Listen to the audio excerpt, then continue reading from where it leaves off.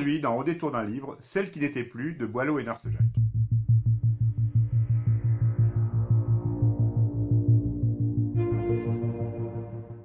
Boileau et Narcejac n'ont vraiment pas eu de chance avec les adaptations cinématographiques de leurs livres. Ils ont inspiré des chefs-d'œuvre qui ont malheureusement éclipsé le roman d'origine. C'est le cas, par exemple, pour D'entre les morts, qui a inspiré Le sueur froide d'Hitchcock. Et c'est également le cas pour le présent livre, Celle qui n'était plus. C'est le premier roman publié sous le nom Boileau-Narcejac en 1952, et c'est le premier succès. L'encre en était à peine sèche qu'Henri-Georges Clouzot s'en inspire pour le scénario de son film Les Diaboliques, réalisé 3 ans plus tard.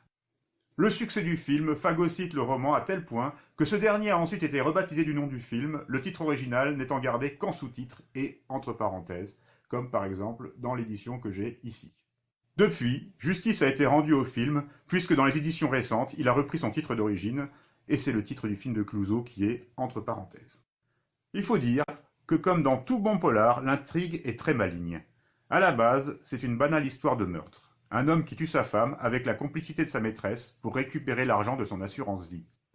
Il veut maquiller le meurtre en une banale noyade, mais tout bascule quand le cadavre, qu'il avait placé dans son lavoir, disparaît. Il est difficile d'en dire plus sans gâcher l'histoire, mais les choses se gâtent pour notre assassin amateur, et il se demande même s'il n'est pas en plein dans le paranormal.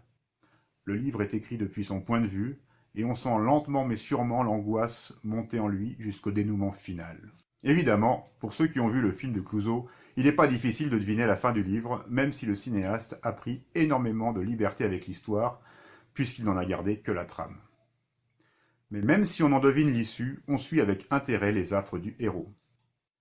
Ceux qui n'ont pas vu le film y trouveront bien sûr un plus grand intérêt. Mais s'il me fallait choisir entre découvrir cette histoire à travers la version de Boileau-Narcejac ou celle de Clouzot, j'avoue une préférence pour le film. Mais dans tous les cas, qu'on ait vu le film ou pas, ça vaut vraiment le coup de lire ce roman qui est un policier bien ficelé. Voilà, merci et à bientôt pour un prochain livre.